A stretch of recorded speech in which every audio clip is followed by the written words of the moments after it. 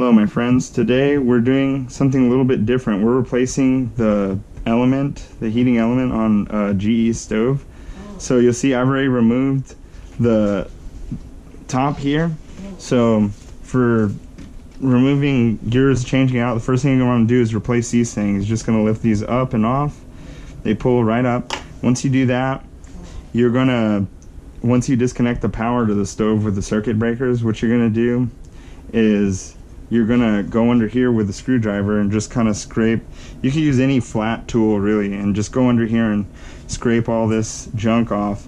Once you do that, you'll be able to grab this thing here by the edges and just lift it up and off, since you've already removed these. Now there's holes here where these things go through, so you're gonna have to kind of like wiggle it off.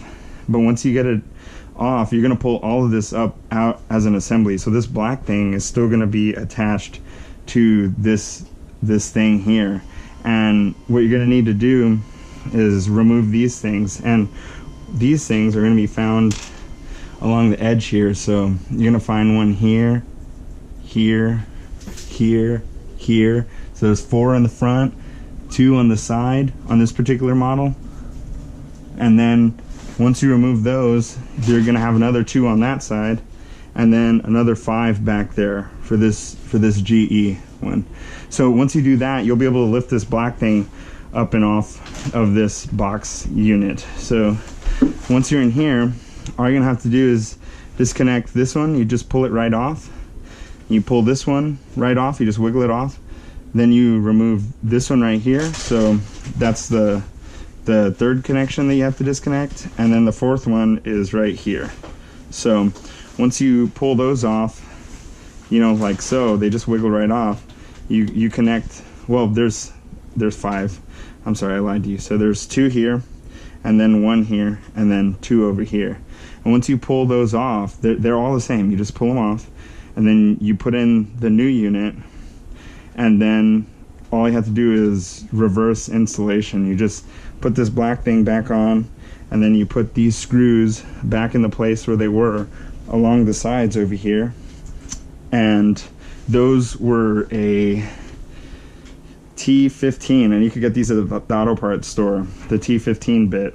See, so here I just bought a whole set of them, so because I work on cars, so you can get a set, or you could get the T15 if it's the one that you use. But I would just get the set if you don't know which one it is, because you'll probably use them in the future anyway if you have a car and you're watching this channel and you're removing taillights or anything like that. So once you put this black top back on, all you have to do is screw those in place. Make sure you don't knock this thing off your counter, because it is still connected in the back. And once you put this back on, all you're going to do is put your screws back in place, and just make sure this is the placement. And before you put this back on, you could test it. You could turn this on. I already tested mine, but before you reassemble everything, you can just turn it and verify that this thing gets hot, and it does. So I know that the repair is complete. I can turn this off, pull this back off. And first I want to stress that before you do that test, you're going to have to go back to your circuit breaker and turn this circuit back on.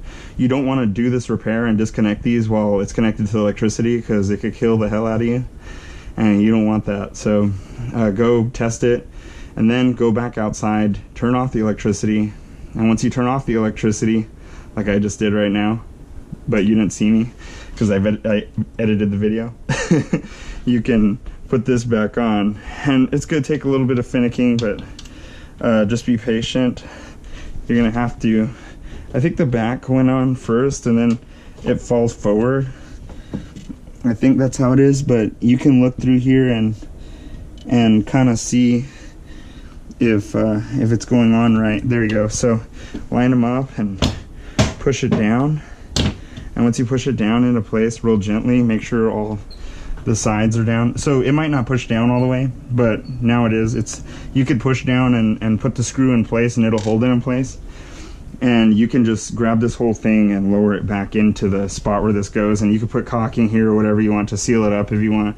You don't have to. There's nothing wrong with leaving it like that. So Once you do that, the repair on your stove will be complete. You won't have to buy a new one. It's a real simple repair. All you're going to need is a 3/8 or 1/4 inch drive in this case ratchet. I use a Milwaukee though because it's a lot faster, and I just thread them in first before I use it because you could strip the threads on the screws. You don't want to do that, so that's bad practice. So screw them in with your hands first and then finish the job with that.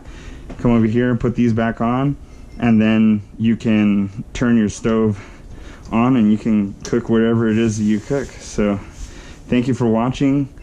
Comment, like, subscribe, and I'll put the links to the burner that I bought in the description. The main thing you want to do is just make sure that you get the right size, because I ordered the size for this one and it was the wrong one. It was like W1030 for these smaller ones and WB something 1033 for the larger one on Amazon. So I'll put a link to those in the description when I get a chance, but for now I'll put this video up and you can use it to fix your stove. Thank you for watching and have a great day.